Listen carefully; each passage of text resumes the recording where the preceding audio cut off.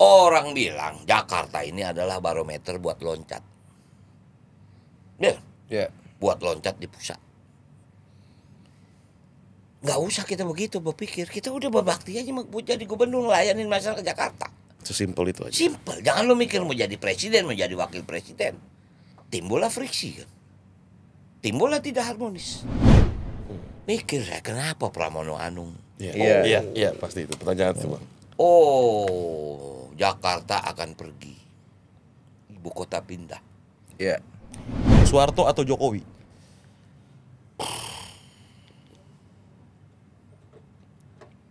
Wow.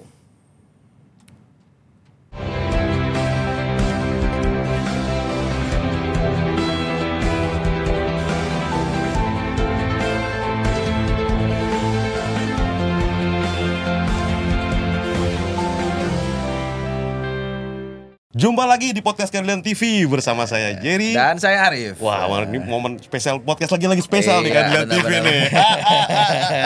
Tapi sebelum kita mulai, jangan lupa buat teman-teman penonton yang belum subscribe, silahkan subscribe YouTube Keadilan TV dan juga baca berita kita di keadilan.id dan keadilan.co.id e-magazine. Nah, Bang Arif, ini tamu spesial, suatu kehormatan besar. Kehormatan. Dengan kesibukannya beliau luar biasa. Dan juga ini kalau saya bilangnya PPK nih Bang Arif. Apa tuh? Podcast pulang kampung karena sosok yang kita undang kali ini sebenarnya asli Kemayoran. Kantor kita kan Kemayoran nih Bang. Aduh. Tinggal kita cari tahu besarnya di mana gitu ya. Apa di Poncol apa di mana? The one and only Bang Rano Karno. Oke, Jerry, aduh, ini gua kayak ngerasa naik oplet gua nih. Duduk sendirian berdua ada supir. Tinggal nunggu Bang Mandra ya. Tinggal nunggu Mandra, dia connect dia di luar aja udah. Itu salah satu yang dia protes. Dulu kalau jadi gubernur gue bagaimana nasib gue? Gue jadi wali kota ya enak aja. Titipan dong nanti. Titipan. Jadi gini Jer, aku ini kecilnya di daerah sini. Aku lahir di Kemayoran, namanya dulu ada yang namanya Kepu Dalem Gang 7. Di sini tuh Bang, dekat di sini. Makanya kalau ini nggak aneh, tadi waktu aku dari rumah kan lewat tol turun ke bawah. Ya, gue katanya gue pulang kampung ini mah. Nostalgia dong Bang. Iya, nostalgia. Cuman artinya alhamdulillah sekarang jalan udah bagus. Kali sudah bagus segala macam. Ini mah kayaknya gue pulang kampung enak nih, jalanan lancar. Kepu Dalem Bang. Ke barat, ke timur. Bang, apalagi tadi lewat Galur. Pusat Galur masih ada ya gue bilang. Banyak begitu aja. Nah, Bang Nul, ini kita awali dengan santai dulu Bang Nul. Ya, harus santai aja. Sejak dari pendaftaran di KPU, Bang Nul ini bisa dibilang Bang Arif safari podcastnya, waduh luar biasa, rapet banget. Mulai dari Mata Najwa, Deddy Kobuser, terus juga Meridiana juga ada Bang ya. Benar. Terakhir di Bang Densu ya. Densu. Ya syukurlah. Artinya ya apa ya, lepas mungkin mereka punya kepentingan dan saya juga punya kepentingan, tapi mereka mengapresiasi ya. Mungkin ya buat mereka podcast wawancara artis ya biasa kali ya. Baik. Tapi ini mungkin punya bukan punya teman atau punya artis, tapi punya nilai berbeda. Yaitu masuk dalam government. Gak banyak loh, walaupun ada kayak Dede Yusuf masuk government, kemudian ya maaf Hengki masuk, cuman yang sekarang dalam pola format masuk di sentrum Jakarta nggak banyak, baru Sidul aja. Nah itu mungkin dari kacamata mereka gitu kan. Baik. Itu yang membuat saya juga ya di tengah kesibukan mereka undang, yuk kita datang ngobrol lah, jadilah itu berita. Dan dari hasil penelusuran dan saya tonton juga di beberapa podcast sebelumnya, ada yang menarik, ada kesamaan common, Bang Dul selalu mengucapkan kata maaf nih ya. Itu menurut ilmu komunikasi Bang Arif nih, saya catat, itu ternyata punya karakter orang sederhana dan menghargai orang lain. Bang Dul meyakini Bang Dul seperti itu? Saya nggak tahu, itu juga saya agak terkejut saat yang mengupas itu khusus adalah Mary Riana bilang, Bang, beberapa kali saya mendengar abang selalu memulai dengan kata maaf gitu. Kenapa Bang? Saya bilang, mungkin saya yakin saya nggak sempurna gitu loh. Saya nggak sempurna, ya mungkin saya punya ide, tapi belum tentu ide saya ini akan diterima. Sama juga ada pertanyaan, apa bisanya sih artis kan gitu kan? Makanya saya bilang, ya kalau memang saya nggak bisa saya minta maaf, tapi saya akan approve, saya akan buktikan ke kamu bahwa saya mampu, saya bisa gitu loh. Ngapain saya mesti korbanin keartisan saya untuk sesuatu yang saya anggap nggak mampu? Itu bukan karakter saya. Saya kecil di daerah sini. Ini udah enak ini. Ini dulu daerah slum. Istilahnya kalau Slum slum area nih. Slum area. Black ini, hitam. Dalam bercanda, lo kalau hilang dompet di daerah Pasar Senen, lo cari mat hitam. Pasti dia akan ketemuin. Artinya ini daerah begitu. Iya, iya. Nah kalau di sentral begini, kita mau angkuh, keburu lewat kita di sini. Oh. Jadi disinilah timbul sosialisasi, harmonisasi dengan masyarakat, sehingga masyarakat Jakarta itu atau Betawi itu nggak aneh untuk berbeda. Dari kecil kita udah diajaran berbeda dan selalu bilang, gue minta maaf ya kalau gue salah. Itu mungkin ungkapan, tapi memang itu udah dididik kita seperti itu. Akhirnya jadi kebiasaan gitu Bang Dul. Jadi kebiasaan gitu kan. Jadi kan orang tua Bang tuh. Itulah yang mereka bilang, kenapa sih abang mesti mulai? Saya nggak ngebikin, Jer. Ngapain saya bikin-bikin? Ya keluar aja gitu kan. Karena saya yakin kalau kamu tanya, belum tentu jawaban saya benar. Betul, setuju. Tapi setuju, mungkin menurut saya itu jawaban yang bisa saya berikan. Itu yang saya selalu bilang sama ya orang yang berkunjung. Nih, alhamdulillah tiap hari rumahku rame. Ya mereka memberikan, ya ada yang mendukung, ada yang deklarasi segala macam. Saya bilang oke, saya terima kasih. Cuman tentu tangan saya yang 2 meter ini nggak bisa saya meraih semua orang. Pasti punya keterbatasan. Maka itu saya bilang, saya minta maaf kalau saya tidak bisa melayani Anda. Karena memang keterbatasan jarak, waktu, kemudian tingkat permasalahan di Jakarta ini juga luar biasa. Cuman bukan berarti tidak bisa diselesaikan, bisa. Tapi nggak mungkin bisa selesaikan dalam waktu yang pendek, nggak. Takes time. Pasti membutuhkan waktu yang lama. Nah itulah yang selalu kami diajarkan melakukan berkelanjutan. Jadi awal pertama kali saya sama Mas Pram selalu punya ide, Bang kita soan yuk ke para mantan gubernur. Wah setuju Bang. Kita datang. Pertama kali kita datang ke Bang Yos. Ya Bang Yos memberikan apresiasi, berkunjung. Ya dia cerita bagaimana membangun. Waduh Bang Yos itu memang tidak sesulit Ali Sadikin. Sebetulnya kalau bagi saya legenda DKI itu yang namanya Ali Sadikin. Kalau Bang Yos itu pada posisi yang jauh lebih punya anggaran. Tapi zaman Ali Sadikin, wow dia melawan banyak kebijakan loh. Saya minta maaf 2007 saya sempat ketemu dengan almarhum Ali Sadikin. Ya saya ngobrol. Waktu itu kan tahun 2007 ada wacana saya populer untuk menjadi gubernur DKI 2007 loh. 2007. Jadi sebetulnya ya dalam wacana kepemerintahan saya awal itu 2007 walaupun secara kenyataan saya tidak didukung oleh partai. Oke. Nah, jadi 2007 itu nama saya tinggi sebagai calon gubernur Jakarta. Wow. Nah, itulah saya roadshow kepada Bang Ali. Nanti bisa dilihat di majalah, ada majalah di Fakko. Saya ngobrol sama beliau, bahkan saya dikasih blueprint. No, kalau memang kamu dapat jodoh memimpin Jakarta, inilah blueprint tentang Jakarta. Lanjutkan. Jadi artinya, saya orang yang sejak kecil senang belajar kepada orang yang sukses. Saya orangnya. Saya senang membaca, kemudian saya cari tahu bagaimana orang ini. Saya minta maaf, saya kenal yang namanya Dick Glyle. Dulu semua supermarket di Jakarta namanya Glyle. Itu pemiliknya Dick Glyle. Salah satu anaknya adalah Ricardo Glyle, yang sekarang cucunya itu pembalap. Saya datang ke Pak Dick Glyle, saya ngobrol, Pak gimana? Wah sejarahnya mereka luar biasa. Sejarah bagaimana mereka sukses, bagaimana awalnya mereka cuma jualan telur saja. Itu saya menjadi Kenapa? Aku lahir di tempat ini, di daerah sini. Kalau nggak ada mimpi, nggak jadi apa-apa kita. Makanya saya selalu bilang, bermimpilah kalian. Walaupun mencapai mimpi itu membutuhkan waktu yang lama. Nggak ada mimpi yang cepat. Soal buat proses. Ini sebelum akhirnya jauh nih Bang. Aku ingat banget waktu saya nampingi Pak Panda di ulang tahunnya Mas Darto. Pak Darto. Nah, abang datang di sana. Aku ngomong ke abang, Bang, kenapa nggak nyalon gubernur aja yang di Banten, Bang? Abang bilang, aku udah duit banyak habis kata abang kan. Udah jadi DPR udah enak. Lawan Airin, aduh gimana ya? Abang bilang gitu. Hari ini abang memilih DKI kan sama, Bang. Oke, ini agak berbeda. Agak berbeda. Gini. Kenapa aku nggak maju Banten misalnya? Aku ini kan dapilku Banten. Aku sudah menjadi anggota DPR melalui Banten 3. Tapi secara kenyataan aku kan melihat hasilku tidak tinggi. Dulu tahun 2019 aku tertinggi. Aku jumlah suara 275.000 kira-kira. Kemarin itu memang fight nih gila. Artinya idola tokoh partai ada di dapilku. Termasuk Airin. Iya, benar. Haritanu. Iya. Wah, semua hebat-hebat lah. Ya, nah, jadi hasilnya aku kemarin di Banten tuh nomor 3. Nomor 1 Airin dengan 300.000, nomor 2 adalah si Habib dari teman saya dari PKS, aku 3. Cuman dengan 148.000 lah. Itu kan 50% penurunan. Itu kita harus berhitung dengan apakah kita mau maju. Kalau maju pertanyaannya, apa kita menang? Kalau kita maju, berarti kita harus mundur DPR. Aku harus berkalkulasi dong. Baik. Iya kan? Apa bisa aku menang? Kayaknya berat. Realistis. Yang berat lagi, kalau aku maju, DPR hilang. Selesailah sudah.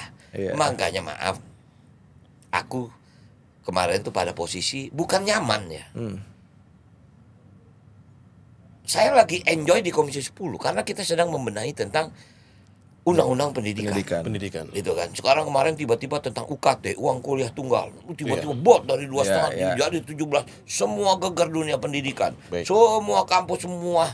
Akhirnya kita undang semua, apa permasalahannya. Oh, tiba-tiba memang hampir 15 tahun UKT di seluruh perguruan tinggi baik swasta maupun negeri nggak ada kenaikan.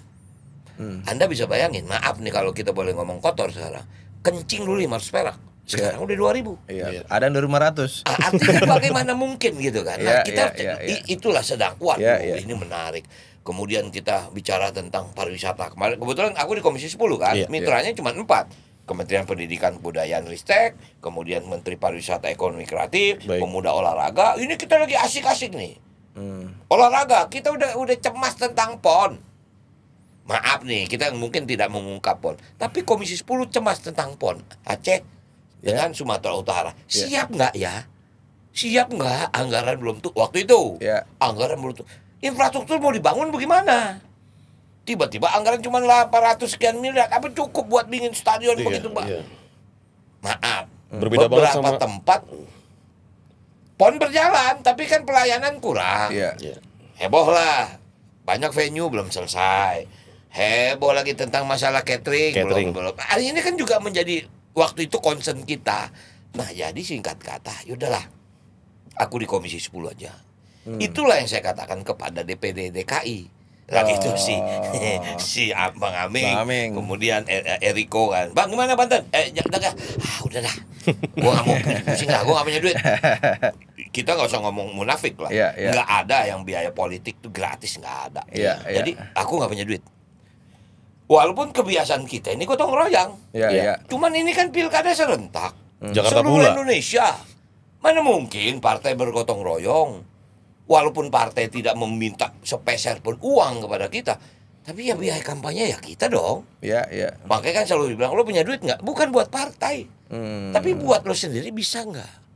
Nah, itu satu cerita yang harus disampaikan lewat media ini, bahwa dikatakan politik tuh high cost, iya.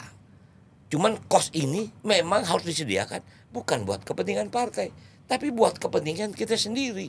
Nah, jadi aku putusin, udah Bantenku nggak maju, DKI juga nggak. Aku mau fokus di Komisi 10. Waktu itu DKI belum tuh? Belum. Nah, dilalah. Ini gue jadi panjang ceritanya. Lo mau durasi berapa jam nih? Bebas ceritanya.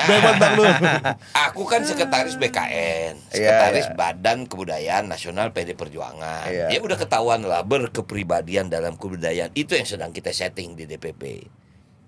Tiba-tiba kan aku dipilih menjadi ketua DPP bidang kebudayaan. Ganti Bu Risma kan. Artinya secara strata di ini meningkat dong aku dari sekretaris BKI menjadi ketua DPP.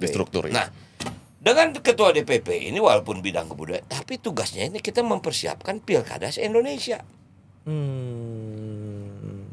sekian kabupaten kota provinsi. Tiap hari kita rapat.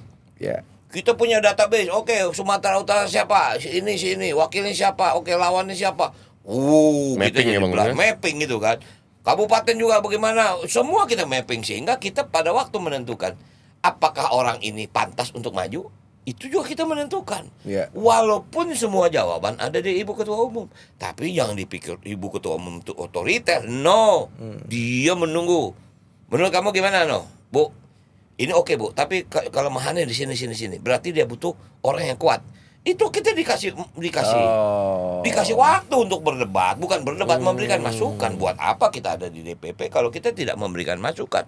Singkat kata, tiap hari aku ikut rapat.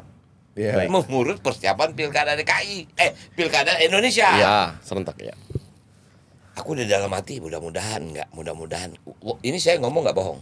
Mudah-mudahan enggak jadi gubernur Banten, enggak jadi di DKI. Di DKI. Itu aku berdoa begitu. Karena aku pikir, aku mau di Komisi 10 aja. Udah. 2 minggu sebelum aku dipanggil ibu, ya DPP kau tahu sendiri kan. Bang, nih kayaknya makannya apa, minumnya teh botol nih. Boleh nggak gue sebut? Apaan maksudnya nih? Kayaknya siapapun gubernurnya, kayaknya wakilnya lu. Lu udah jangan dagang deh. Gue capek deh. Gue bilang gue nggak mau. Udah titik deh. Makin lama terdengar kuping gitu kan. Kayaknya iya bang, lu siap-siap aja bang. Kagak, gue mau di Komisi 10. Gue lagi nyiapin nih buat Sekdiknas nih. Ini masa depan. Iya maaf nih, apalagi maaf nih kan transisi pemerintahan nih kan terdengar bahwa menteri akan gemuk. Iya. Ini ada kemungkinan Kementerian Pendidikan Kebudayaan akan terpecah. Iya. Nah ini kan juga harus disiapin. Singkat kata, makan siang gratis itu ada di mana? Baik. Itu kan kita harus antisipasi. Iya. Nah jadi aku lagi fokus ke situ. Tiba-tiba kayaknya dulu siapapun gubernurnya, wakilnya lu mati nih gue bilang. Aduh, gue bilang jangan deh. Gue lagi begini. Ya udah. Sempat ada sedikit penolakan ya atau enggan ya? Bukan kan kita ngukur diri. Banten aja aku nggak maju, apalagi DKI. Kan gitu kan? Baik. Udah perjalanan waktu, lo kayaknya ngedampingin 2 orang. Siapa? Ya kalau menurut survei, kalau nggak Anies, Ahok. Waduh, ini bagaimana lo? Ya kita kan namanya tugas partai ini kan perintah di siapa aja juga ada masalah. Tegak lurus. Iya tegak lurus dong. Apalagi maaf, gue jadi wakil. Kenapa gue nggak jadi gubernur? Gue pernah jadi gubernur. Mas Pram nggak pernah jadi gubernur, baru sekarang. Apa hebatnya sih? Sama aja dalam, cuman barangkali ya secara strata jabatan dia mungkin lebih. Sebetulnya sih ini sejajar loh. Gubernur, wakil gubernur sejajar, bawahnya sekda, nggak ada yang tinggi. Kalau ngelihat daripada struktur ya. Baik.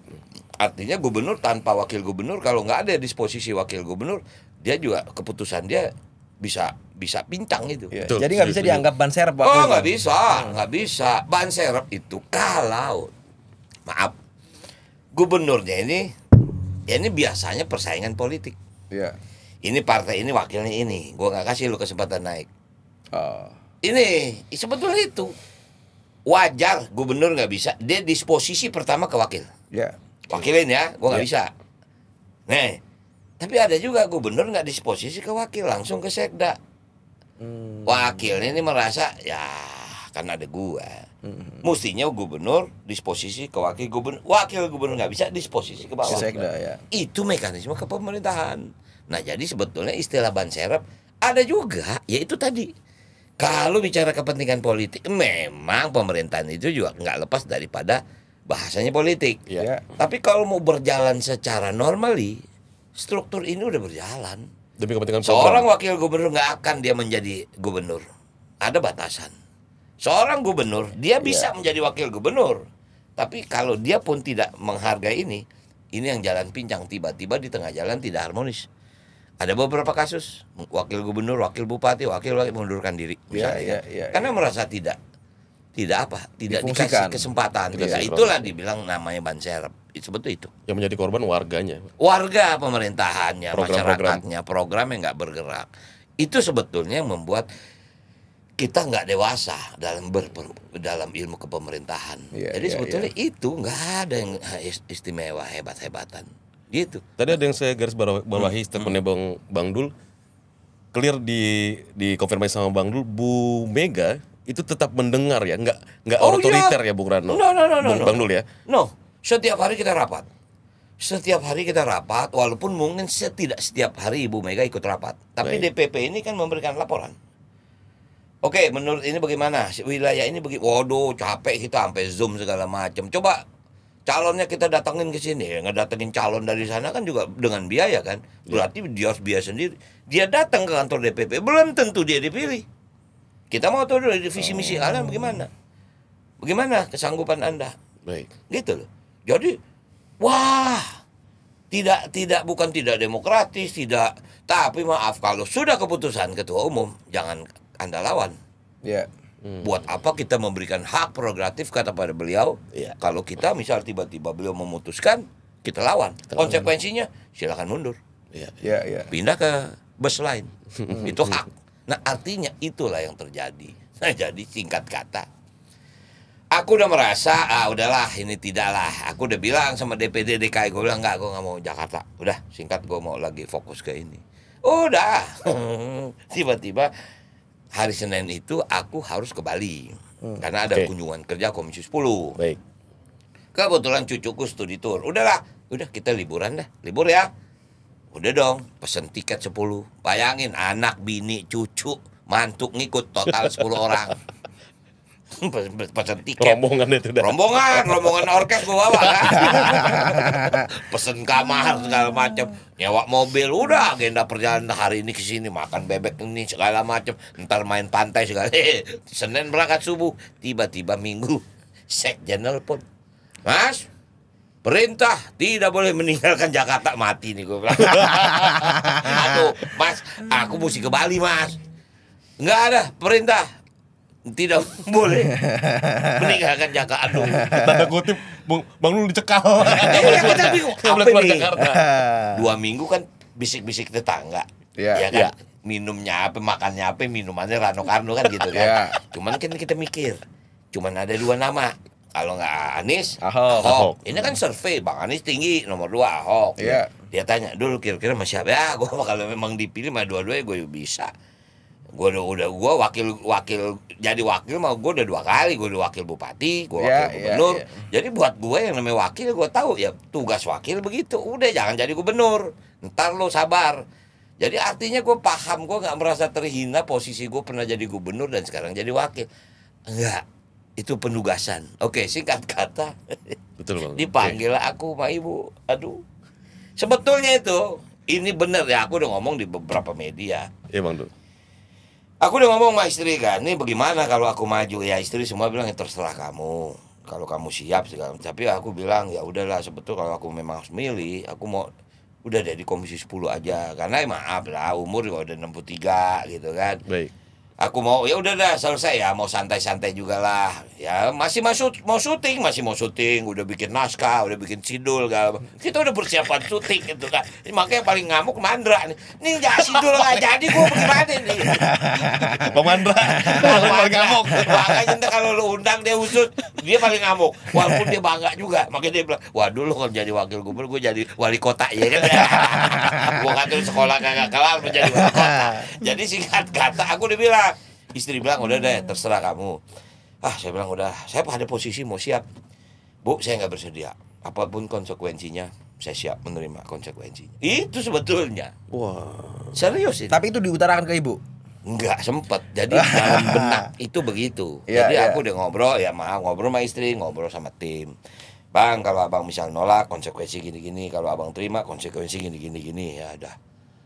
Harus kalkulasi kan. Yang paling berat itu satu. DPR hilang.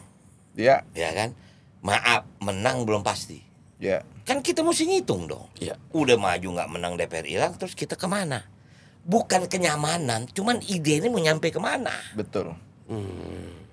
Maaf kalau sekedar rezeki, aku masih punya rezeki, main film masih laku. Iya. Baik. Walaupun mungkin sidul, Iya. tapi artinya masih ada lah. Orang bilang, oh lo kan karena enggak itu. Aku insya Allah masih ada rezeki. Walaupun Sabtu Minggu aku buka warung. Iya. Aku happy dengan jualan nasi uduk. Iya. Happy aku melayani. Anda suatu saat boleh datang ke warung saya. Iya. Apakah saya berubah? No. Lontongnya Bang enak banget, Bang. Saya melayani tamu saya. Apakah sekarang udah maaf nih jadi wakil gubernur tutup warung? No, buka. Lo datang nggak gratis, bayar. Minimal lo bayar terus bantuan gue buat kampanye gue besok, gue bilang. Istilah seperti itu. Udah siap kita. Udah pada keputusan, udah deh, cukup lah. Dipanggil sama ibu. Wah, ngomong. Syaratnya makan siang. Alhamdulillah nih, ibu tuh bukan paling cocok dengan makanan istri. Jadi kadang-kadang per 2 minggu ibu pasti mesen makanan. Makanan kampung, bukan makanan modern. Apa dipesan Bang Nur? Kayak nasi daun jeruk, kemudian ikan bilis, sambal kampung, kadang-kadang minta rujak serut gitu kan. Makanan kampung gitu kan. Favorit ibu itu ya. Nah, jadi syaratnya jam 12 kamu menghadap ibu, bawa makan siang. Aduh, gua mati nih gua. Bini udah pergi. Kan pergi ke Bali subuh. Iya kan. Ini gimana mau masak? Kan gitu kan. Wih, ibu mesen makan apa nih? Kebetulan hari itu ada catering. Berpikir lah itu kreatif. Berpikir kan gimana kan, tiba-tiba ibu minta makan siang. Mas Sekjen tuh telepon saya jam 9:30 malam. Besok subuh saya mesti ke Bali. Tiket udah di booking sama ini, udah dapat boarding. Iya. Kan tinggal keputusannya gue batal atau gue tunda kan gitu. Iya. Udah singkat kata, udah kamu berangkat, gue tunda. Ya minimal kan kalau udah ketemu ibu kita tahu perintahnya, nyusul kan gitu. Iya. Udah lagi ngobrol, saya ini bicara sebagai ketua umum, hak prerogatif saya dan tidak ada diskusi. Gue bingung ini. Saya perintahkan kamu menjadi wakil gubernur DKJ. Padahal udah di otak abang itu udah pengen nolak itu. Udah nolak. Tapi mulut kaku itu. Mulut keluar kaku, kalau kaku masih kita bilang ini keluar deh. Di atas kaku tuh Bang. Udah, aduh, bener nih kejadian. Udah dong, otak berpikir dong. Waduh, ini kan kalau nggak Anies, Ahok kan gitu. Mendampingi Pramono Anung, kaget gua. Aduh, gua nggak salah nih. Apa yang kamu rasakan waktu itu Bang? Iya, nanya. Bu, izin saya minta maaf, saya mau nanya. Apa Mas Pram mau? Itu perintah saya. Nggak bisa, dia nggak mau. Aduh. Mas Pram itu maaf ya, kan jadi gubernur kecil buat dia. Ya. Dia ini kan levelnya menteri gitu loh. Iya. Dia ini kan seskap. Makanya gue berkali-kali kalau soal Jakarta, ya dia paham lah bagaimana Jakarta. Iya. Jadi ada dua bahasa yang ibu yang membuat saya nggak sampai bicara mulut saya nih. Setelah dia perintahkan, Jakarta sebentar lagi ditinggal pergi. I-nya pindah. Dia menjadi DKJ. Iya. Dia bukan ibu kota. Setelah ibu kota pergi, Jakarta mau jadi apa? Bengong gua kan. Nah ini yang bikin gua berpikir. Kamu kan Betawi. Kalau Jakarta nggak ada, Betawi ada di mana? Itu pertama kali diucapkan Bu Mega. Wah. PR itu ya Bang Nur ya? Iya. Itu membuat aku, wow, saya minta maaf. Saya bukan merasa dekat, tapi saya kenal sekali Ibu Mega. Saya tahu bagaimana dia bicara tentang nasionalisme, tentang Indonesia Raya. Kok dia care dengan Jakarta? Yes, gitu. itu poin saya Bang. Kan kecil gitu kan. Betawi mau kemana?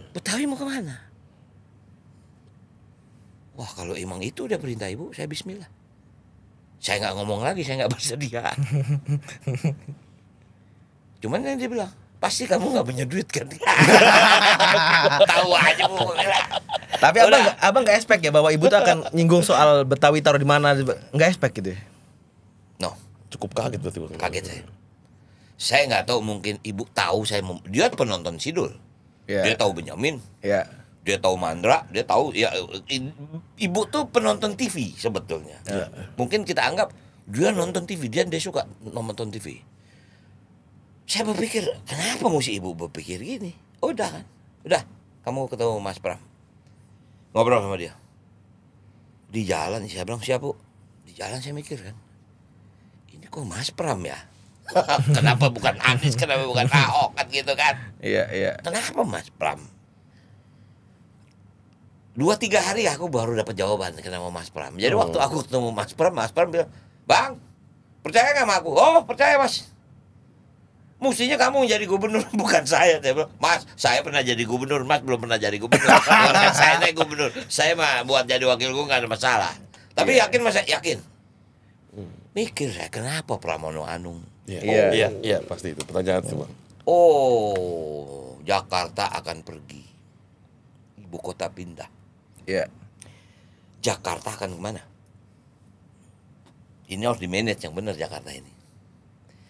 Jangan Anda aneh merasa setiap kabupaten, kota, provinsi itu tidak ada hubungan dengan pemerintah pusat. Pasti ada hubungan dengan pemerintah pusat. Iya, setuju Bang. Ini akan transisi ke pemerintahan. Ya. Di saat Jokowi berganti dengan Prabowo, bagaimana harmonisasi dengan pemerintah pusat? Ya. Inilah Pramono Anung. Makanya saya cukup memahami kalau dia selalu bicara, dia menjadi jembatan kemana saja. Ya. Oh, ternyata memang benar kalau ibu memilih Pramono Anung untuk men-setting awal Jakarta, dialah orangnya. Jadi waktu aku ketemu sama Mas Pram di rumah, Mas, dia bilang, Bang, aku kerja di meja, abang eksekutor. Jadi lu jangan takut kalau wakil gubernur tidak bermanfaat, enggak. Dia akan manfaatkan aku. Karena memang Mas Pram itu adalah seorang konseptor. Saya tidak lebih-lebihin, mungkin juga dia tidak sempurna. Dia kan mendesain bagaimana negara. Dia seskap loh. Seskap itu sekretaris kabinet, lebih ke internal. Seknek itu sekretaris negara, lebih ke keluar. Bang. Nah artinya otonomi daerah itu ada di Seskap. Kebijakan-kebijakan lokal setiap nasional itu ada di Seskap. Artinya data tentang Indonesia atau provinsi atau kabupaten, Seskap lah yang mendesain bagaimana seorang presiden memutuskan apa. Itu kan makanya itu tugas dari Seskap. Singkat kata, wow. Itu yang saya merasa visionernya seorang Ibu Megawati Soekarno Putri. Kalau sekedar emosi popularitas mungkin dia tunjuk saya jadi gubernur. Dan Mas Pram sadar bahwa saya memang lebih populer dari dia. Sadar dia. Apalagi jalan-jalan kita, dia tahu benar bagaimana masyarakat menyambut kita. Saya bilang, Mas, inilah pasangan yang paling unik.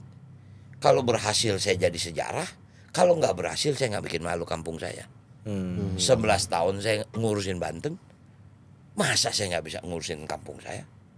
Saya yakin masyarakat saya akan bisa menerima saya. Walaupun tentu kita harus ketok pintu nih. Datangin satu-satu. Jakarta ini beda. Makanya maaf, adalah isu yang mengatakan ada beberapa orang di sono ditolak, datang ke kampung ditolak. Jakarta nggak begitu. Orang Jakarta itu, orang Betawi itu, orang Jakarta, apapun sukunya, tamu itu berkah. Cuman memang ada caranya, lu kalau bertamu kasih tahu dong. Jadi segar sobat bawi Bang dulu. Jakarta sebenarnya nggak pernah menolak. Nggak ada sejarah begitu. Kita diajarin emak bapak kita, kakek engkong kita yuyut, kita nggak ada. Ente yang percaya nggak? Ketok pintunya yang mesti benar. Ketok pintu. Ente nggak, mungkin ente nggak ngalamin di Jakarta. Zaman gua kecil ya, mungkin tahun-tahun 60-70 ya. Itu biasanya di ujung rumah, di luar dia biasa di pagar itu ada kendi. Ada gentong. Di luar. Isinya cuma air putih. Itu untuk apa? Siapapun bisa cuci muka di situ. Mau wudhu juga boleh di situ. Kultur itu. Itu kan kultur welcome. Seramah itu DKI, Jakarta itu Bang. Itulah DKI. Walaupun di Jakarta itu ada 3 strata. Ada yang namanya Nyai. Nyai ini biasa ya bini-bini bupati zaman dulu. Demang. Rumahnya kelihatan tuh. Kemudian ada yang dibilang rumah juragan. Biasanya tuh rumah nggak ada teras. Pintu paling semeter udah. Itu daerah-daerah Depok. Nah kalau Sidul itu rumah Bapang. Itu karakter rumah Bapang. Itu welcome mereka. Ya itu saya bilang, kendi di depan rumah, siapapun mau tukang apa, mau ambil air, mau cuci, mau wudhu di situ. Bahkan tuh yang namanya teras rumah, itu pasti ada yang namanya tempat tidur yang babe itu. Dulu siapapun mau ngaso di situ boleh. Itu Betawi. Jadi kalau lo bilang Betawi nolak orang Namu, salah. Nggak ada. Nah, terus kenapa sebelah sana ditolak-tolak Bang? Nggak tahu lah bagaimana. Itu yang terdengar kan begitu. Makanya Adi juga sedih juga. Gue bilang jangan, nggak boleh begitu. Orang bilang Bang bagaimana? Gue bilang maaf deh, gue nggak ngambil momen dari sudut beginian, nggak deh. Tapi gue bilang Betawi nggak begini, orang Jakarta nggak begini. Sama orang dimanapun begitu. Cuman ya bahasanya lo kasih tahu dong. Gue mau datang ke rumah lo.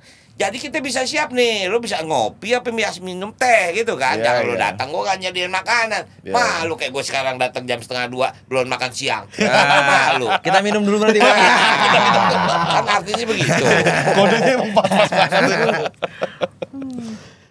Nah tadi ada yang menarik Bang Dul. Ini soal keharmonisan Pemda dengan Pemprov. Kalau nanti amanah itu Bang Dul dan Mas Pram emban sebagai pemimpin Jakarta, sepengetahuan saya kan sedikit ada yang tidak berjalan harmonis di masa pemerintahan sebelumnya antara Gubernur Anies dengan pemerintah pusat. Contohnya misalkan kasus JIS, terus juga yang Monas, seperti ada lempar batu atau tidak bertanggung jawab. Bagaimana Bang Dul dan Mas Pram nanti menjamin keharmonisan dengan Pemprov pusat? Ya. Karena kan jujur aja dari pengusungnya kan berbeda. Betul. PDIP dua-duanya. Ini kembali ke niat ya. Saya nggak mengatakan niat yang dulu tidak baik atau bagaimana. Oke. Tapi kan bahasa inal amalu bin niat, segala waktu semua tuh dengan niat. Orang bilang Jakarta ini adalah barometer buat loncat. Ya. Buat loncat di pusat. Nggak usah kita begitu berpikir. Kita udah berbakti aja mau jadi gubernur ngelayanin masyarakat Jakarta. Sesimpel itu aja. Simpel. Jangan lo mikir mau jadi presiden, mau jadi wakil presiden. Timbullah friksi kan. Timbullah tidak harmonis. Sah boleh juga seperti itu dalam wacana politik. Oke. Cuman kan tadi pertanyaan ente kan tidak timbul harmonis kan. Iya. Karena pemerintah pusat juga baca dong. Wow. Ini kalau gue bantu malah dia bukan buat gue, malah buat diri dia sendiri. Politik ini kan. Iya. Semua ini mekanisme politik. Jadi saya minta maaf kalau Bang kira-kira abang mau nggak jadi gue jawab nggak. Gue cukup jadi wakil gubernur. Paling kalau gue naik mungkin jadi gubernur itu juga ntar. Ya udah kita pikir, udah deh. Umur udah 63, 5 tahun 68. Gue jadi wakil. Taruhlah gue jadi gubernur. Umur gue 74. Udah temehe-mehe itu. Udah realistis. Kita udah berbakti buat masyarakat Jakarta. Kalau yang lain punya pemikiran silakan. Tapi kalau saya tidak. Itu yang terjadi. Kenapa kesannya kok Pemprov DKI tidak harmonis dengan pemerintah pusat? Iya. Di masa sebelumnya. Di fase sebelumnya. Iya. Kan ada komponen itu. Maaf, terbuktilah Pilpres kan maju. Iya. Bener dong prediksi. Dia maju. Iya. Ya dalam orang maju kan orang ada.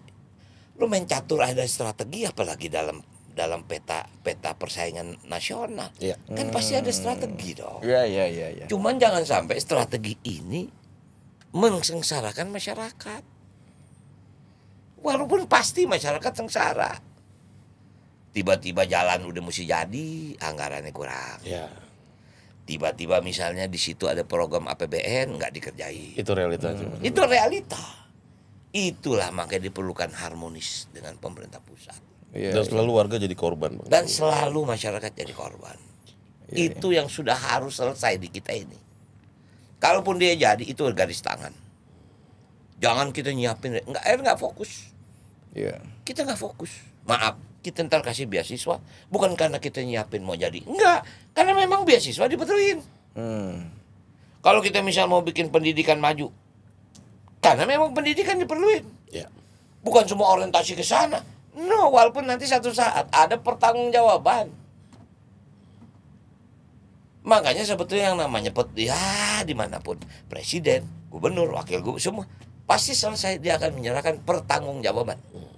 Ada yang diterima, ada yang ditolak. Iya. Kan sejarah. Iya. Nah, jadi artinya tidak akan mungkin pemerintah daerah itu berjalan tanpa harmonisasi dengan pusat. Setuju. Nggak mungkin. Karena jangan lupa, di setiap daerah itu ada APBN. Proyek APBN. Tol, tidak semua itu APBD. Ya. Walaupun ada kombinasi. MRT ada Pemda dengan pemerintah pusat. Tapi wilayah yang lain, setiap wilayah pasti ada APBN. Ini harus harmonisasi. Kalau enggak, Pincang. pembangunan akan nggak bisa kekejar. Akan pincang. Maaf. Kembali lagi gue ngomong maaf. Jakarta APBD-nya nih 85 triliun. Banten 17 triliun. Jomplang kan? Sementara areanya lebih luas Banten. Iya, Walaupun populasinya cuma 8 juta. Ya. Tapi tingkat problematiknya lebih luas di sana. Banten tuh 3 PLTU besar. Tapi Banten masih ada ke daerah yang nggak punya lampu. Cukup miris Bang dulu ya. Hah? Cukup miris ya. Cukup miris, makanya kita bagaimana melakukan elektrifikasi. Kita minta sama pusat, jangan begitu dong, PLTU lo ada di sini. Masa kampung gua masih gelap? Nggak jauh dari PLTU lo. Iya. Nggak kepikir, dia mikirin listrik mesti jauh. Jangan dong, maaf kata nih, jangan sampai kita ngeludah yang kena sono yang sini enggak. Iya. Ah. Analoginya Itu sih. kan kita harus punya harmonisasi ke pusat. Iya. Gua kasih lo izin, Mas, istilahnya bukan fasilitas bikin PLTU besar. Ya masa sih lo listrik lo nggak bisa bagi ke gua. Yang masyarakat gua perlu. Kan gitu. Banten bikin waduk besar, waduk Karian di Lebak. Memang buat air baku Jakarta. Tapi di Banten masih banyak nggak ada PDAM. Bagaimana masyarakat kita bisa minum? Masa nungguin hujan turun? Kan itu harus dipikirkan. Nah, itu yang disebut harmonisasi. Makanya ya politik boleh kita berpolitik, tapi sasaran utama adalah masyarakat. Niatan itu intinya. Iya, Bang. Abang di mana-mana itu kan selalu menjelaskan tentang perjalanan Abang bersama Mas Pram dan lain sebagainya, sejarah tadi ya, Bu Mega dan sebagainya. Tapi saya jarang Abang menjelaskan soal runtutan ke bawah. Apa sih Jakarta menyala tuh? Kenapa sih? Apa sih yang menyala, Bang? Iya, sebetulnya ada 4 komponen. Ini gini-gini. Mas Pram bilang, Bang, kita akan ciptakan politik yang bahagia, happy, senang. Ya, kita nggak mau lagi yang namanya identitas, suku, nggak. Kita udah tidak main situ. Kita main di happy gitu. Yuk, menyala lah. Wah, gue bilang, Mas, bagus tuh. Apa yang menyala? Kalau menyala tuh kan semangat keluar. Maaf deh, lo wawancara gue sekarang sama wawancara gue kemarin, pasti akan lebih beda. Gue semangat gue lebih menyala sekarang. Karena apa? Gue pulang kampung nih. Gue pulang kampung nih. Terima kasih Bang Dul. Masa gue bisa bangun kampung orang, gue nggak bisa bangun kampung gue sendiri. Oke, lo tanya, Bang, lo di Banten hasil lo apa sih? Gue bisa jelasin. Cuman memang dulu nggak terekspos karena gue jauh dari pemerintah pusat. Dan gue dulu wakil gubernur. Gue bukan gubernur awalnya. Gue gubernur cuma setahun. Tapi gue bisa ninggalin. Bukan gue yang ninggalin, gue minta sama presiden. Ya maaf, dulu kan presiden serumah. Sekarang udah enggak, Bang? Gue nggak tahu. Ya, artinya dia serumah, cuman kamarnya beda kali kan. Jadi artinya gue ngomong dulu sama Pak Jokowi, Pak. Banten punya KEK, kawasan ekonomi khusus Tanjung Lesung. Jauh di sono. Dari Serang ke sono, Pak, 5 jam. Bagaimana mau menunjung ini? Ente tahu nggak? Jalanan Banten itu jalanan zaman Dendels. Anjar Panarukan. Oh iya. Anjar Panarukan. Mah kita kalau ke Anjar cari tak kan jalan ini 2 bus aja kena spion mentok. Jenderal Dendels. Iya kan? Nah, itu jalan negara. Kan kita ngomong dong, Pak. Gimana nih mau capai Tanjung Lesung kalau nggak ada infrastruktur ke sana? Yang diperluin apa no? Tol, Pak. Hah, tol ya? Iya, Pak. Dan Pak, minta maaf. Banten itu cuma 2 kabupaten kota dalam tanda kutip yang miskin. Yaitu Pandeglang, Lebak. Potensinya besar, Pak. Lahan masih terbuka. Pertanian bisa, perkebunan bisa, peternakan bisa. Artinya nih kalau ini ada tol akan terbuka. Alhamdulillah. Nanti kalau Pak Basuki udah kelar, Menteri PUPR, lo wawancara. Betul nggak omongan gue? Siap. Konfirmasi. Tol Serang Palembang itu nggak ada masuk dalam program. Tidak ada. Ada. Tapi gue minta sama presiden itu menjadi prioritas utama. Ide Bang dulu itu. Gue berani declare ini. Lo boleh cek. Memang pembangunannya setelah zaman Pak Wahidin. Tapi kan garis besarnya ini. Peletakan batu pertama. Peletakannya itu aku yang bicara sama beliau. Satu, selesai lah ini fase 2. Serang Rangkas. Dulu Serang Rangkas jalan sana minimal 3 jam. Sekarang 45 menit. Makanya gue bilang gimana orang mau Tanjung Lesung kalau infrastrukturnya ke sana? Enggak ada. Hitung secara FS, visible jalanan tol Banten itu tidak visible untuk ini. Baliknya lama. Tapi buat kepentingan masyarakat, presiden instruksikan dibuat 9 triliun anggarannya. Lu bisa bayangin, nggak ada dalam rencana menjadi prioritas utama. Itu kalau bukan Sidul ngomong sama Babe, nggak dapat. Sekarang masih Babe, Bang? Babe gue masih Babe, walaupun mungkin Babe udah ke rumah orang. Tapi buat gue dia Babe. Masih satu rumah beda kamar. Satu misalnya Bandara Soekarno-Hatta. Iya, di Banten juga itu Tangerang. Dulu sebelum tanggal 15 Februari tahun 2015, semua pesawat bandara datang aja. Selamat datang di Bandara Soekarno-Hatta di Jakarta. Ya, iya benar-benar. Tanggal 15 wajib hukumnya domestik mendarat. Selamat datang di Bandara Soekarno-Hatta di Tangerang, Banten. Iya. Tuh, gue ngomong. Itu abang juga tuh. Kita yang ngomong, Pak. Nggak semeter nih Pak tanah Cengkareng di Bandara Soekarno-Hatta. Cengkareng di sono Pak, dan Mogot. Iya. Lah kok bisa Cengkareng? Dulu rencana bandara sini kurang panjang, mundur Pak ke Rawa Kucing, segala Rawa Burung, Kabupaten Tangerang. Jadi selama ini Bandara Soekarno-Hatta itu memberikan pajak hanya kepada 2 kota. Kabupaten Tangerang dengan Kota Tangerang. Iya. Provinsi nggak dapat apa-apa. Iya, itu cukup miris tuh bang. Iya. Pemasukan pajaknya itu. Makanya kan jomplang Jakarta 85, Banten sekian. 17 ya. Lo boleh cek. Satu-satunya di provinsi yang secara struktur agak aneh Banten. Banten tuh Poldanya masih 2. Iya. Metro Polda Banten dan Polda Metro. Iya benar. Tangsel itu masuk metro. Iya benar Bang. Langsung masuk metro ya bang ya. Metro. Secara undang-undang itu adalah daerah Banten. Banten. Iya. Pangdam 2. Kampus gua juga UIN Jakarta Bang. Padahal di Banten. Nah artinya kan seperti itu. Iya. Bukan kita nggak punya pride, tapi kan ada wewenang kita di sana. Yes. Dan memperjuangkan itu. Iya dong. Tangsel, Kabupaten Tangerang, Kota Tangerang mungkin sampai hari ini 60%. Apa tuh? 60%. Semua kendaraannya apa? Plat B Bang. Platnya apa? B Bang. B, bukan A kan? Bukan Bang. Pajaknya kemana? Iya. Ke B. Bayangin loh. Iya. Harus segera dibenahi tuh bang. Loh, itu dulu saya perjuangkan. Iya. Maaf loh. Yang meningkatkan Polda dari kelas B menjadi A itu zaman aku jadi gubernur. Maaf Kapolri Pak Sigit itu pernah jadi Kapolda. Dan cuma setahun itu bang ya.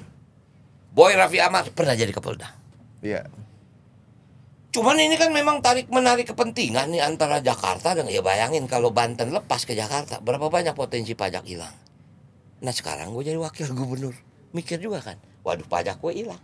Tapi nggak apa-apa kalau demi kesejahteraan masyarakat. Karena Jakarta ini Jabodetabek punjurnya harus didesain, nggak bisa sendiri bro. Iya. Nggak bisa. Harus berdampingan. Maaf, gue ini pernah menjadi ketua tim koordinasi Jabodetabek punjur. Karena dulu setiap gubernur bergantian 2 tahun sekali menjadi ketua. Gubernur Jakarta Ahok, gubernur Banten zaman gua, gubernur Jawa Barat masih Pak Heri, Kang Heri Erawan. Baik. Supaya kita mendesain ini. Makanya jangan aneh kalau APBD DKI itu banyak memberikan bantuan kepada daerah penyangga. Kelilingnya ya. Bekasi 100 miliar, Tangsel 120 miliar. Untuk apa? Membantu infrastruktur Jakarta. Jakarta kan nggak mungkin jalan bikin busway masuk ke Tangsel tiba-tiba yang bikin Jakarta nggak bisa, lu mesti yang Tangsel. Bang gue bikin cuman anggaran ya gue kasih lu anggarannya lu bikin ya supaya apa masalah Tangsel ke Jakarta nggak usah pakai kendaraan pribadi, naik aja busway, naik MRT, naik kereta. Kan itu sistem itu yang diciptakan. Nah jadi inilah yang mau dilanjutkan. Kenapa makanya Mas Pram ngajak saya kepada mantan gubernur. Karena setiap mantan gubernur pasti punya konsep yang belum selesai. Iya. Begitu juga Bang Anies. Makanya Bang, realitas sekarang Bang Anies kan nggak ngikut. Kan sayang pemikirannya. Iya. Terserah Bang Anies mau kasih sama siapa. Mau kasih yang sono boleh, mau kasih kita senang. Supaya kalau kita menang, kita dipercaya, kita bisa lanjutkan ini. Tapi kayaknya Bang Anies lebih condong ke Mas Pram Bang Dul Makanya ya. apalagi habis di podcast lo nih. Besok dia nelpon gue nih kayaknya. Enggak bisa kita tutup mata. JIS misalnya itu hebat, JIS hebat sebagai stadion hebat. Cuman kan kendalanya sistem transportasinya bukan nggak dibikin, belum siap. Masih protes. Itulah yang harus dilanjutkan. Itu dilanjutkan. Jangan ini punya Anies masa bodoh biar hancur. Nggak boleh begitu, investasinya gede, triliun itu. Iya. Makanya orang bilang, Bang, abang Persija atau bukan? Gue ini penggemar sepak bola. Kalau gue dipilih jadi gubernur DKI, pantas dong gue ngegedein Persija. Iya. Tapi bukan berarti gue nggak boleh nonton bola yang oh enggak, gue ini Liverpool, tapi gue seneng MU. Iya. Gue seneng Chelsea. Lo bayangin Persija kemarin kalah sama Biak. Iya. Misalnya kan, Iya. itu kan realita. Artinya olahraga e-sport. sedih gua ngelihat kemarin Aceh ribut sama Kalteng. Ya. Begini masa kita mau bicara dunia sementara kita masih begini. Itu kan artinya infrastruktur manajemen itu juga diatur gitu loh. Sudah nggak ada waktunya lagi kita ribut lu sono, aduh nggak maju kita. Ya, justru itu pertanyaan yang menjebak tuh sebenarnya Bang ya. Iya. Iya, mendowngrade. Betul. Iya. Nah jadi artinya Jakarta ini harus diselesaikan bersama. Nggak bisa dia sendiri. Jakarta 13 sungai lewat. Jakarta ini kota pantai, landai dia. Iya. Awal Jakarta itu cuman adalah pusat perdagangan VOC. Makanya dulu ada yang namanya Jakarta Lama. Iya. Museum Fatailah kan sana. Iya. Itu Jakarta. Jakarta nggak siap menjadi kota penghuni. Batavia. Berkembang kan. Tiba-tiba dari mulai Tanjung Priok sampai berkembang semua. Iya. Sampai orang ngelihat Jakarta menjadi kota impian. Datanglah berbondong-bondong di sini, kekumuhan di mana-mana. Nah, masa kita mau begini terus? Zamannya Bang Fauzi Bowo, dia bikin rencana 1000 tower. Walaupun nggak selesai. Nggak bisa Jakarta ini kalau nggak vertikal, nggak bisa. Nggak mungkin. Harus vertikal, Bang. Harus vertikal kalau kita mau memang mengatur. Horizontalnya udah nggak bisa lagi. Sulit kecuali daerah pinggir. Tapi kalau di sentral, maaf deh. Iya. Tanah Abang, Setiabudi. Ya kita lihat di sono gedung. Udah padat banget ya. Belakangnya sedih kita kan. Ini yang dilakukan oleh Singapura membangun kota. Sama Singapura dengan Jakarta tuh sama. Rumah tapak, rumah tanah semua. Iya. Tapi begitu dia punya keputusan nggak bisa begini kan sama. Singapura tuh kan bandar, awalnya kan cuma pelabuhan aja, kunjungan lah dari Portugis segala macam. Tiba-tiba ini kan, rumah kumuh di mana-mana. Maaf kemarin aku masih nonton TV di Hong Kong itu masih ada rumah tua yang akan dihancurkan karena memang tingkat kekumuhannya sudah nggak stabil. Tinggi. Iya. Mana mungkin ya kita ngomong tentang kemarin kebakaran di Manggarai. Iya. Bagaimana damkar bisa mengejar ke titik itu? Jalan nggak bisa masuk, Akses nggak ada, air nggak ada. Akibatnya kan 1000 rumah kena. Apa mau begini terus? Buat apa pemerintah daerah kalau nggak bisa membantu itu? Harus dibantu. Walaupun pasti nggak ada maaf deh. Nggak ada pembangunan yang tidak memerlukan pengorbanan. Pasti ada pengorbanan. Cuman jangan kita sia-siakan orang yang sudah berkorban.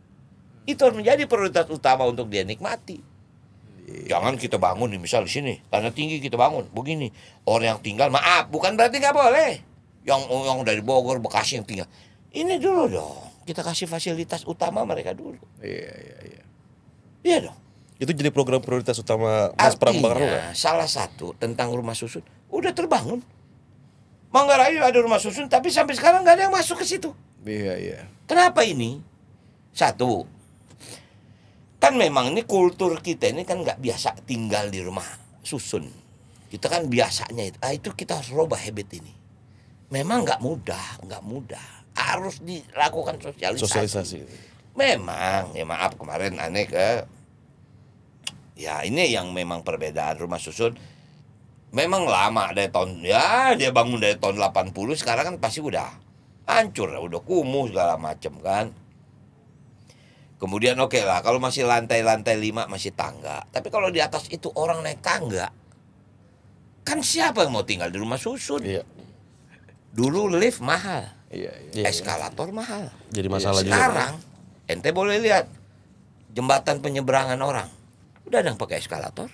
Iya. Bahkan walaupun mungkin untuk disabilitas, udah ada yang pakai lift. Iya. JPO itu. Itu udah bukan sesuatu yang mahal. Listrik itu mungkin masih ini sekarang bisa dengan matahari.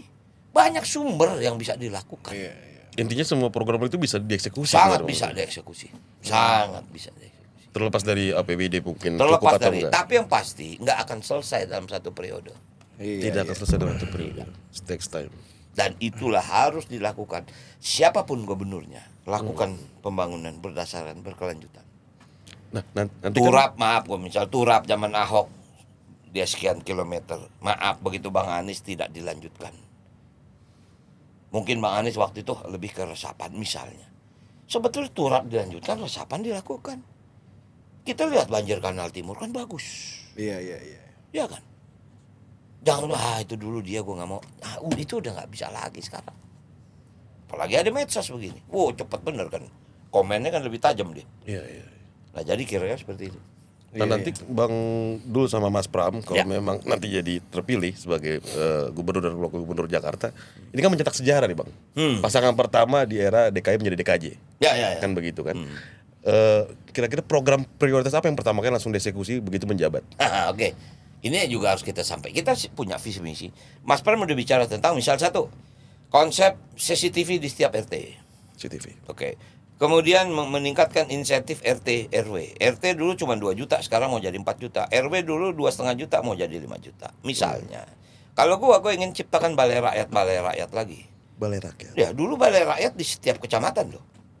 Itulah tempat berkumpulnya anak-anak kita berkreasi. Mau olahraga, mau kesenian, mau PKK, mau sekarang.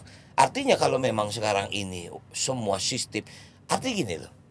Ini yang dibilang smart city, CCTV itu bukan mahal, murah. Wifi semua kan. Jadi nanti balai rakyat kita udah dengan sistem wifi. Anak-anak bisa berkreasi di situ. Balai rakyat sama. Sekarang kita lihat deh, maaf nih. Ente mau misalnya mau kawin. Iya Bang. Di kampung, bingung tempatnya di mana ya? Terpaksa kita tutup gang. Iya dong, pakai tenda. Iya. Nyewa AC segala macam. Orang mau jalan lagi joget, mobil lewat segala. Coba kalau ada balai rakyat Difungsikan. minimal itu kan bisa dipakai. Iya. Sewa tapi nggak mahal. Itu karena fungsinya untuk itu. Gedung serbaguna juga. Gedung serbaguna. Yang catering orang yang kerja di situ, yang masak di situ. Karya. Tentu dia harus rekanan dong. Karena setiap makanan kan harus dikurasi. Iya. Jangan begitu makan orang mules. Kan harus ada tesnya. Iya. Itu pendisiplinan masyarakat. Tapi artinya UMKM itu bisa bergerak. Iya. Menghidupkan kembali balai Menghidupkan rakyat. kembali balai rakyat. Ekonomi Misalnya. tumbuh. Walaupun sebetulnya bro, Pemda ini sekarang sudah diketuk APBD DKI 2024 85 triliun. Sampai 2025. Ini program udah ada. Ini. Iya, Bang. Kalaupun misalnya Mas Pram dan saya terpilih, ini harus kita lakukan dulu. Kita nggak bisa ini gue buang gue ngomongin, nggak bisa. Kalau udah ketok Orang lagi. DPRD udah taunya programnya ini. Iya. Kalaupun kita masukkan itu yang namanya di perubahan. Ini biasanya 2025 pertengahan bulan Juni itu masuk anggaran perubahan. Ya kita masuk dilantik sekarang kan kita punya visi misi. Ya. Kita presentasi ke DPR. Kita mau bikin gini. Oh DPRD baru tahu gini. Oke, baru bisa masuk di perencanaan selanjutnya. Perubahan. Itu yang mesti dipahami, nggak bisa ujuk-ujuk kita mau bangun sekarang. CCTV mungkin gampang, tapi kan mekanikalnya. Iya. Kita nggak mau lagi dong sekarang kabel tuh juntai sampai bawa korban ke leher, ke seret. Iya. Ya dalam gimana perencanaan sih? Iya. Walaupun itu vendor, tapi kan tuh Pemda DKI memberikan izin. Iya, benar. Kita coba lihat kabel, pating melintang segala macam. Berapa banyak korban orang lewat ke beler? Iya Bang. Itu Gak boleh itu terjadi. Betul. Itulah kealpaannya. Iya. Jadi clear buat teman-teman nonton nggak dilihat, nggak bisa langsung dieksekusi Bang. Ya Nggak begitu terpilih ya program-program ada yang harus dijalani dulu. Betul. Mungkin di perubahan nanti baru bisa Betul. 2025. Iya. Nah, kan ada orang hebat yang bilang nih Bang, kalau kita menjadi pemimpin, bagusnya kita udah selesai dengan diri kita. Bang dulu itu menurut abang udah selesai dengan diri abang belum sih? Pengertian selesai dengan diri kita mungkin secara finansial ya. Salah satunya mungkin. Salah satunya. Saya merasa cukup. Walaupun saya nggak lebih. Saya nggak punya Lamborghini. Saya nggak punya Ferrari. Tapi saya punya rumah, saya punya mobil. Punya oplet. Punya oplet bagi saya itu adalah alat transportasi, bukan untuk kemewahan. Mungkin saya kan lahir di fase dulu 60. Kalau anak-anak sekarang jauh lebih hebat daripada saya. Maaf, semualah. YouTuber sekarang kekayaannya luar biasa. Iya. Mereka punya Lamborghini, punya Ferrari. Dan saya nggak ngiri dengan itu. Kalau mungkin dulu lahir saya udah zaman media begini, mungkin saya lebih kali. Saya udah cukup. Saya udah punya rumah, saya udah punya anak cucu, saya bisa ngeluarin anak cucu, saya bisa dagang, happy saya. Saya masih bisa syuting. Kalau sekedar makan dan cukup. Apa lagi? Saya nggak pernah ngimpi bisa jadi begini kok. Ya Allah, lo yang tahu nggak namanya Kepu Gang 7? Gue nggak berani nyebut kalau sekarang. Dulu mah terkenal Gang T. Gang T. Lo cari deh. Susah gue. Susah. Gue punya rumah nggak ada listrik. Lo boleh cek, lo cari jalan kemarin Gang 7. Lo tanya Ciranu rumahnya yang mana? Masih ada rumah gue. Gang 7. Gang 7. Rumahnya gue panjang. Ini makanya setiap kalau hujan kita main perosotan saking panjang itu. Rumah di dalamnya, gitu istilah gitu. Bayangin dulu gua kalau ke Ancol naik kereta nyemplungnya pada mangan. Serius. Gua pikir ya bener Pak. Wallah ini gua ngomong kagak bohong. Gua kalau mau ke Ancol, jadi kalau Gang 7 gua kan sini, kalau Gang 7 seberang itu belakangnya rel kereta api Senen tuh. Iya. Jadi kalau kita mau ke Ancol, naik tuh dari kereta api kita loncat situ tuh. Sampai pada mangan dulu kan masih empang. Iya. Oh, pada mangan Ancol. Wah, itu neblak deh kalau orang Betawi bilang neblak loncat kayak. Nyebur. Baru ke Ancol. Ya elah dulu kita ke Sampurnya udah paling hebat tuh. Sampur lo tau gak sono? Priok. Artinya apa ya? Saya sudah terbiasa berlatih hidup tidak miskin tapi bersahaja cukup. Orang tua saya sadar bapak saya seniman, artis, tapi pada waktu tahun 60 sampai 70 itu nggak ada film. Makanya sebetulnya bapakku almarhum tidak mengharapnya anaknya jadi seniman. Serius. Almarhum Pak Soekarno M. Nur ya Pak. Tidak mau anaknya jadi seniman. Karena seni waktu itu nggak ngasih makan. Struggle waktu itu. Nggak ngasih makan. Dulu nggak ada film. Bapakku semua dengan para seniman tuh semuanya teater. Makanya dulu ada yang namanya ATNI, Akademi Teater Nasional Indonesia. ATNI. Mainnya kalau bisa di gedung kesenian bagus, kalau nggak di HI dulu. Cuman latihan setahun, mainnya sekali. Mau makan apa itu? Iya. Makanya kemarin gue bikin balada telur dadar, orang rame. Dulu zaman gue kecil makan sepiring berlima itu biasa. Makanya gue dulu bikin telur dadar tuh. Ya kemarin gue bikin tebal, dulu mah tipis. Sepiring rame-rame. Bukan jadi telur dadar ya, dibikin kemudian potong 5 deh. Ambil nasi putih, udah kita bok. Jadi kan banyak tuh telur makan deh. Itu begitu, jadi artinya kalau Anda pikir saya sudah cukup, bagi saya cukup. Mungkin orang bilang kurang, tapi cukup buat saya. Ukuran cukup relatif. Ya kalau dihitung mungkin LHKPN, ente bisa lihat LHKPN gue dengan LHKPN-nya Pramono Anung. Jauh. Dia juga jauh lebih cukup. Cuman mungkin kecukupan tuh kan ada di sini. Ya. Jangan kecukupan ada di sini loh. Di sini nggak akan bisa kita tangkap, kurang melulu. Nggak ada habisnya. Tapi kalau sini alhamdulillah. Iya. Coba deh sekali-sekali lo bersyukur, merem mata, alhamdulillah. Itu kayaknya mata kita bisa lihat belakang. Dan itulah gue dididik bapak gue seperti. Gue nggak pernah ngiri dengan orang. Maaf, gue nggak pernah. Dia lebih hebat. Nah, enggak. Dia punya ini, bagus, alhamdulillah. Gue nggak sanggup sewa jet private. Iya, gue mau kemana juga nyewa private jet. Gue juga nggak ke Bali aja kemarin, gue rombongan. Istilahnya seperti itu. Lo tanya bang mampu nggak? Mampu. Tapi buat apa? Buat apa? Gue nggak kejar waktu. Itu poinnya Bang. Gue nggak ngejar waktu, gue santai-santai aja. Lo boleh tanya, zaman gue jadi gubernur nggak pernah gue duduk di bisnis. Dulu gue masuk Bandara Soekarno-Hatta, cium tangan orang gue gubernur Banten. Sekarang lo lewat aja gue masuk duduk.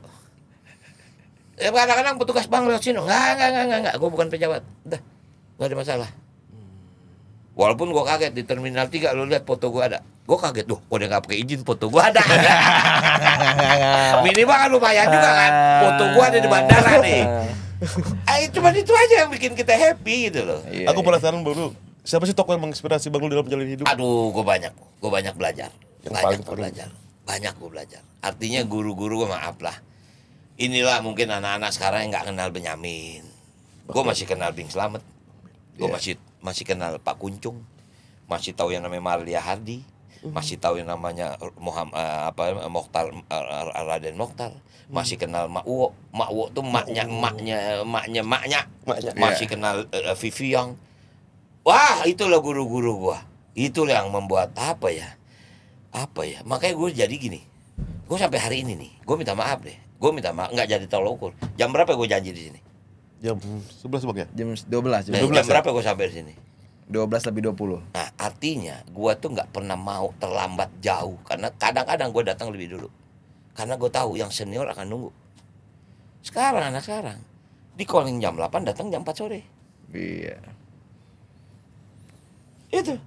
Ini sekarang. Realitanya begitu. Realitanya begitu. Bagaimana kita bisa Menghargai waktu. bekerja sama kalau kita tidak menghargai itu? Nah, jadi kalau pertanyaan apakah udah cukup? Buat gue cukup. Iya. Buat gue cukup ya 50 tahun gue bisa bertahan. Maaf kalau gue dagang buka warung, gue hobi masak. Lo nggak percaya kali kalau misal bini gue lagi banyak kan di rumah catering. Gue bantuin masak, gue kupas bawang, gue potong-potong bawang, gue ngegoreng ayam. Apalagi kalau lebaran, lontong cap gome 1000 porsi. Waduh, 2 buat kita Bang. Ya bontak gue anterin tuh. Jam 2 pagi gue udah bangun. Masak, gue hobi. Karena almarhum emak gue itu dulu catering. Nah ini ilmu lagi. Ini mudah-mudahan ya penonton lo ada yang dagang nih. Apa tuh Bang? Jangan pernah kita kurangin rasa. Kalau kurangin potongan boleh. Misal maaf, dulu kan ada potong ayam bisa 8, tapi bisa 10 boleh. Tapi kalau rasa, kalau 1 kilo nasi uduk kelapanya 10, jangan lo bikin kelapanya 8. Itu nggak boleh tuh Bang ya? Nggak boleh. Ini rasa hilang. Lo boleh tanya yang pedagang, yang orang datang ke rumah gue. Hampir rata-rata, ya bukan tiap minggu, tapi 2 minggu kali dia datang. Dia makan lontong cap gome gue sekarang, dia datang 2 minggu lagi. Dia bilang nggak ada perubahan rasanya. Tuh, konsistensi. makanya kenapa kalau gue pergi, bini gue pergi, warung gue tutup. Supaya apa? Nggak ngecewain. Tes itu Bang ya. Ya, arti di situ. Iya. Terakhir ini Bang, apa Ya. kuis nih? Ya. Oh ya Bang. Kita udah mendekat terakhir nih Bang. Wah, nggak berasa juga di 3 jam gitu. Luar biasa. Kita ada pertanyaan kuis buat teman-teman juga nih Keadilan TV. Buat tahu Bang Dul nih. Izin nih Bang. Yuk. Abang tinggal pilih A atau B. A? A atau B nih, A atau B. pilihan ganda. Oke. Soto Betawi atau kerak telur Bang? Soto Betawi. Jenap atau Sarah? Nah lo, Pramono Anung. Kita masih lucu-lucu nih Bang. Bang Mandra atau Mas Karyo? Karyo.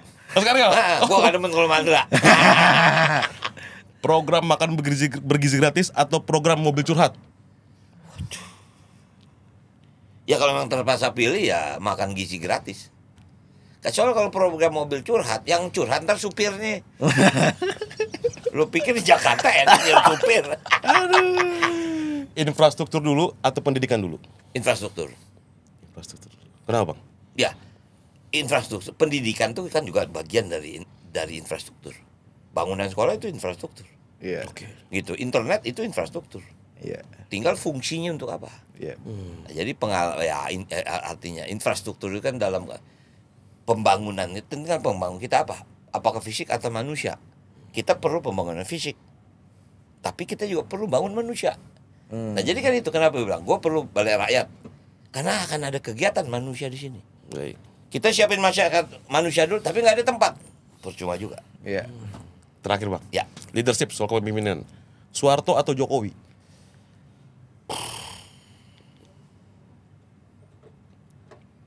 Wow, susah nih gue jawab. Abang punya hak untuk nggak jawab dua-duanya. Gue nggak jawab dua-duanya, karena dua-duanya punya kemampuan dan punya kelemahan. Oke. Untungnya kemarin MK. Oke, Bang terakhir buat teman-teman Keadilan TV mungkin ada yang mau diomongin, disampaikan buat teman-teman. Iya, saya nggak mengatakan saya berhasil ya. Tapi saya yakin penonton kita ini pasti ingin berhasil. Jadi bagi saya keberhasilan itu pasti. Cuman masalah waktu. Tidak ada sebuah keberhasilan dicapai dengan waktu yang mudah. Jadi konsisten, istiqomah untuk mencapai sebuah keberhasilan. Itu aja. Luar biasa.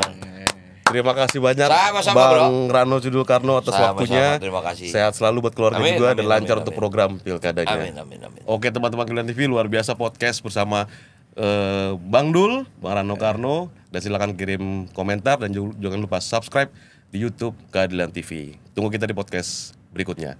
Salam Persatuan Indonesia Merdeka.